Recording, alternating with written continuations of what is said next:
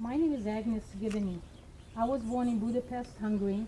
I was 2 years old when my parents left as refugees. We were in a refugee camp for about 9 months.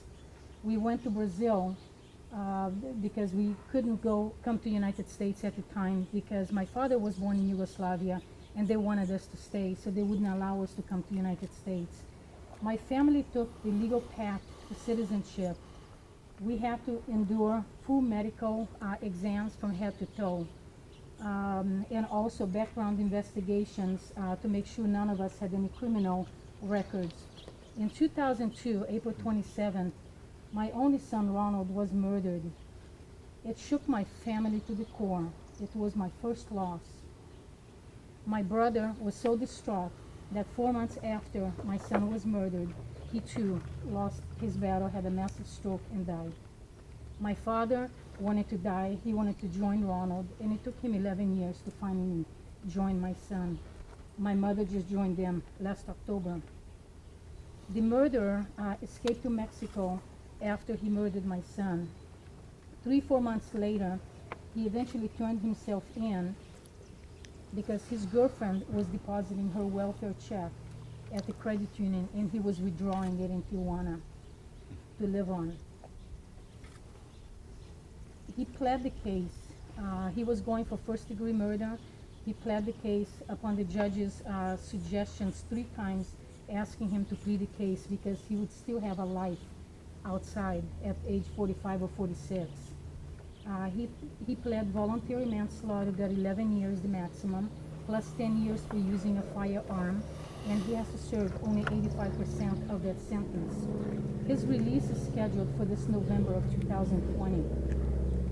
California Department of Corrections and ICE do not work together. Oftentimes, it depends. CDCR will release an inmate and ICE will not pick them up, therefore the inmate or the illegal will be just released into our community.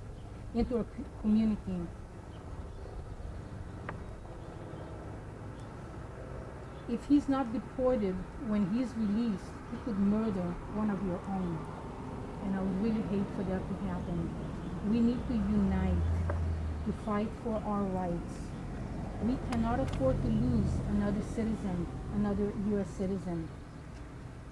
Too many people, too many people think illegal immigration issues, don't think much of it. It goes unnoticed because it hasn't directly affected them. It has affected me in a very personal way. I was once one of those people. We need to secure our borders. We need to stop funding sanctuary cities that harbors illegal immigrants. We need to enforce immigration laws. We need to deport criminals, illegal criminals, and make sure that they do not come back into the United States. Open borders are killing our citizens, killing our children. I pray and hope none of you will ever lose a loved one to a tragic, violent way. The person that murdered Ronald has a determinate sentence, where I have a life sentence of pain, grief, sorrow, and longing for my son, and no more memories.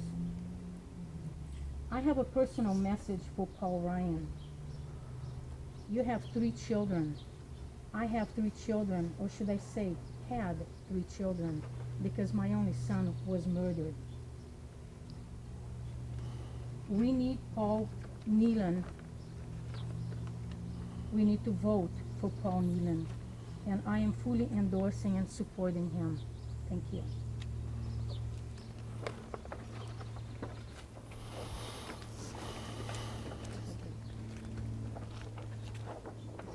Hi, my name's Michelle Root. I'm the mother of Sarah Root, who was killed January 31st of this year by an illegal drunk driving, street racing immigrant. He was caught. He had been not even detained by ICE, but he was caught and he was in jail, and the judge heard his case, gave him a $50,000 bond, He bailed out with $5,000. He has not been seen since. So not only do we have the stress of losing my only daughter, my baby, we have the stress of not finding or not having her killer or anybody responsible for her death. Nobody wants to take accountability. ICE doesn't believe that they need to speak with us, so we have to go through our senators and our congressmen to get answers. So wrong. They don't want to help us try to raise money to find him by hiring a bounty or a private investigator. We're having to do that all on our own. Again, they had him in custody, chose to let him go. Let him bond out with $5,000. My daughter just graduated with her bachelor's in criminal investigations 15 hours before she was killed. And nobody's held accountable, and we are here trying to fight to save my sister's kids, your loved ones.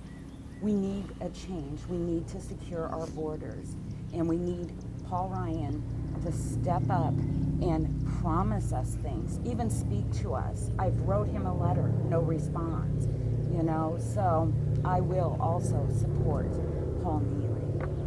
Thank you. This is Spencer Golbach. He's my only child, and he was the love of my life. His father and I poured all of our energies into him to make sure that he had a great future. We wanted him to have more than what we had. Spencer followed all of the rules. He didn't break into any countries. He was so humorous. He had lots of friends. He had friends of all age levels.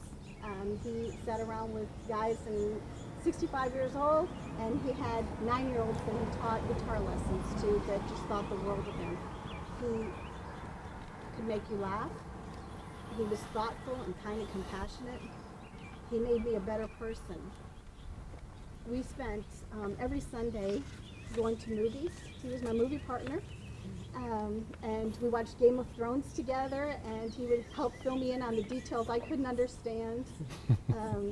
He kept me current in what was going on and how to use technology and all of the things that I gave him information and he gave me information, and now there's a big void, not just these little things, but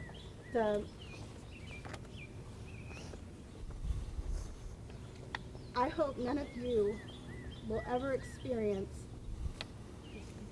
the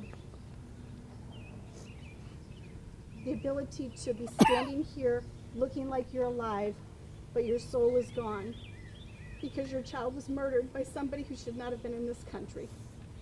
The man that murdered my son had been deported 4 times, was a known gang member, had been in prison, and while in prison, he assaulted a rival gang member and should have been given 20 years extended sentence. The state of Texas did a plea bargain for 5 years so they didn't have to go through a court case and keep the court system, get the prison system filled. If he would have just done 10 years, half of the sentence, my son would still be here. My son was a small business owner. When he was 22, he started a guitar shop.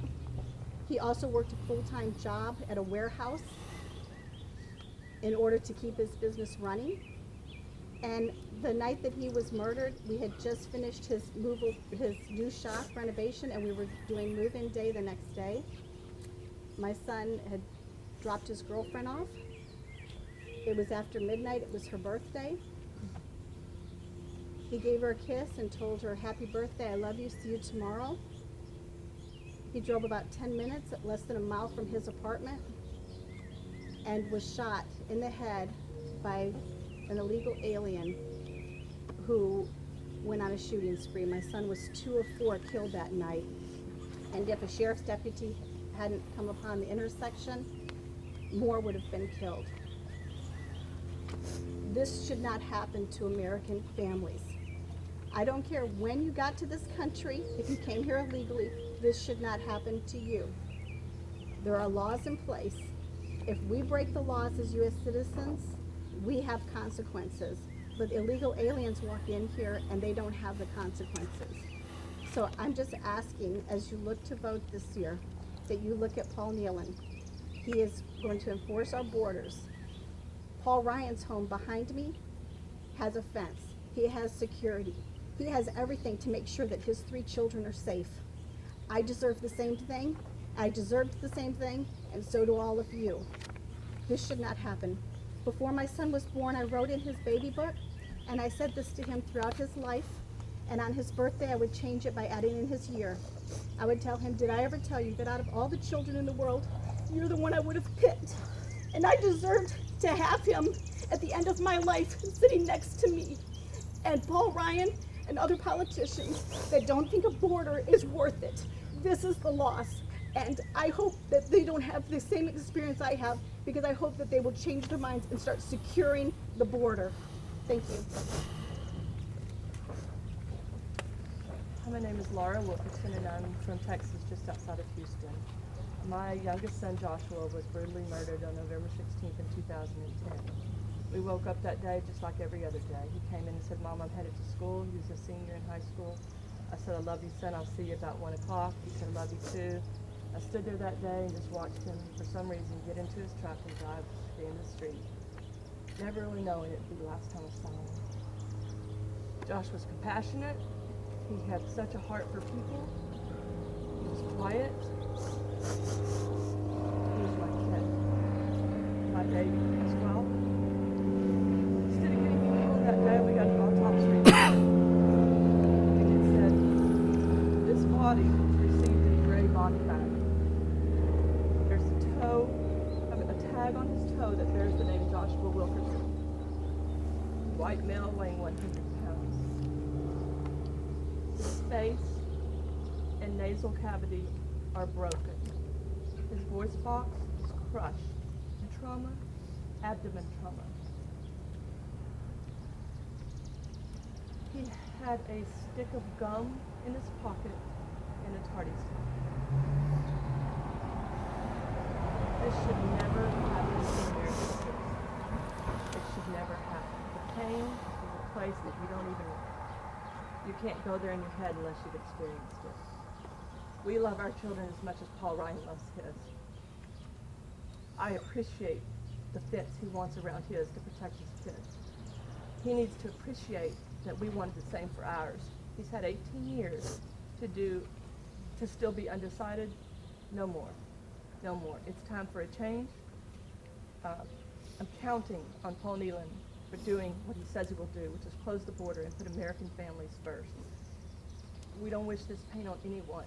We have to get up every day and still try to breathe, try to go on, and try to pretend we're a family that we're not anymore. We used to be a certain person. We wake up that next day a different person, and it's learning to live all over again. Everybody's kids are their best interest, but our kids deserve the same. Joshua deserved to live. His killer was sentenced to life in prison. He was an illegal from Belize. His parents brought him here illegally. They were illegal. He was sentenced to 99 years, of which he'll do 30 years before he's up for parole. We're now down to about 24, 25. When he gets out, if there's no wall, he may come live right next to you, and I assure you he will do it again. He had no remorse. From the stand, he said his killing skills took over. He muttered about in his country, never to really finish that sentence. I don't care about his country. What I did was care about my kids, just like any other parent would do. You don't want an autopsy report home. You want to be able to hug your kid. Thank you. And I just want to add that Laura has been speaking about this. It's been spoken about. And if people would have listened, my son would still be here. I spoke about it. People didn't listen. Kate Steinle, a few months later, on the same day that my son was murdered, a year later, her daughter was murdered. It's got to stop. It's got to stop. We don't need any more families standing out here saying that this happened to them. Our kids have dreams as well. You better believe it.